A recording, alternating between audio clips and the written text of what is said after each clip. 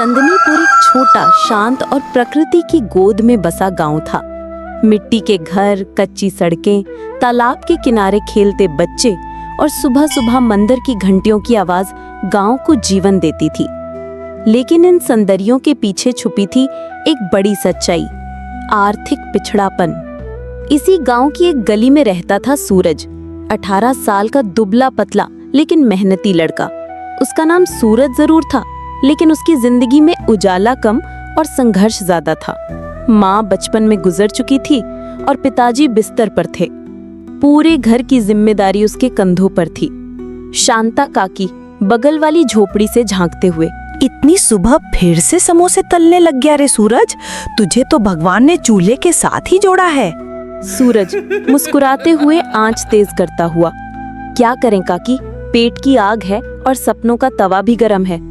शांता काकी, रोज रोज समोसे ही तलता रहता है, पढ़ाई लिखाई का कुछ सोचता भी है या नहीं? सूरज मुस्कुराकर, काकी जब तक चूल्हा जल रहा है सपने भी तले जा रहे हैं। वक्त आने दो, समोसे वाले का भी नाम होगा। फिर वो अपनी पुरानी लकड़ी की पेटी पर समोसे, हरी चटनी, इमली की चटनी और एक छोटी बर्फी की डिब्बी सजाकर निकलता गांव के चौराहे की ओर। चौराहा जहां एक तरफ बस अड्डा था, दूसरी तरफ स्कूल और बीच में पंचायत भवन। वहीं एक पेड़ के नीचे सूरज अपना ठेला लगा लेता था, जो असल में ठेला नहीं, एक पुरानी मेज थी जिसके पैर लकड़ी की ईंटों से बराबर किए गए थे। भीकू चाचा पंचायत के बाहर, अरे समोसे वाला, 2 समोसे देना, पर चटनी मत कम देना, पिछली बार धोखा दिया था तूने। सूरज चुटकी लेते हुए, चाचा आप तो ऐसे बोलते हो जैसे मैं एमएलए का हलवा बांट रहा हूँ। समोसे हैं, दिल से दिए हैं, दिल से ही खाइए। नाम? ओहो, देखो जी, समोसे बेचकर कोई नाम कमाया है आज तक? ये सब शहरों की बातें हैं। सूरज के दिन में हंसी, मेहनत और लोगों के ताने तीर की तरह आते, लेकिन वो हर वार को मुस्कुराहट की ढाल से झेल जाता। सूरज समोसे साधारण नहीं बनाता था, वो हर दिन स्वाद में कुछ न कुछ नया ट्राई करता। कभी मटर मसाला, कभी पुदीना चटनी भरवा, कभी चॉकलेट समोसा बच्चों के लिए। रात होते होते जब पूरा गांव अपने घरों में चला जाता, तब सूरज अपनी बची समोसे की टोकरी लेकर घर लौटता, कपड़े बदलता, बाबूजी के पैर दबाता।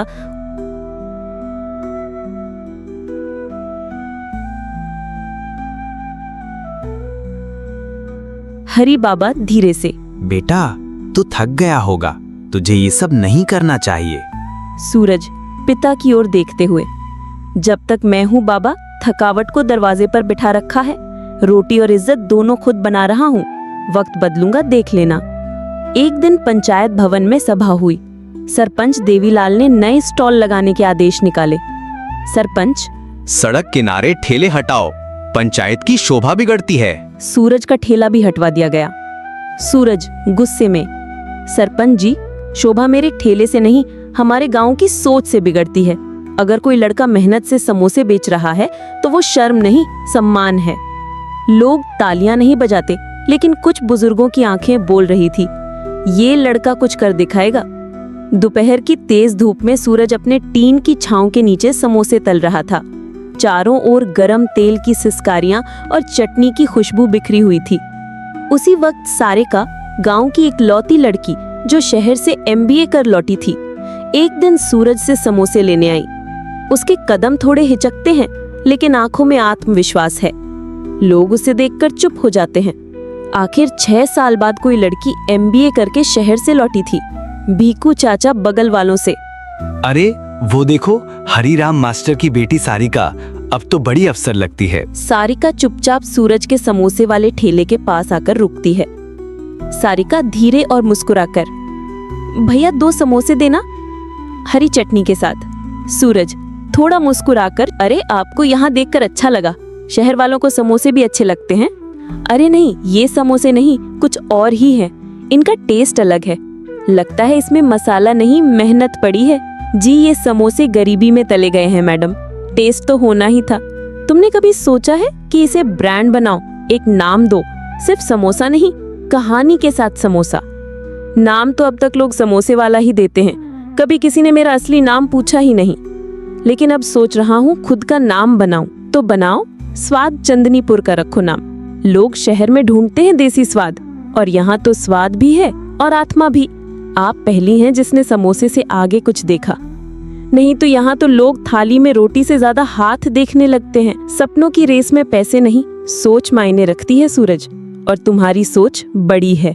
फिर तो सोचो, जब मेरे समोसे ब्रांड बनेंगे, मैं आपको VIP पास दूंगा और मैं तुम्हारा पहला निवेशक बनूंगी। अब सूरज अपने पुराने ठेले की जगह एक नई शुरुआत की सोच रहा था। पिछले खेत में पड़ी टूटी छानी को सूरज ने चमकाया।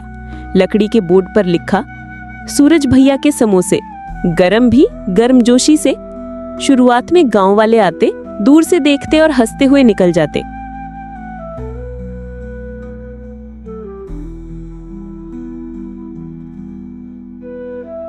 फिर गांव के मास्टर जी, सरपंच की पत्नी और बच्चे तक लाइन में लगने लगे।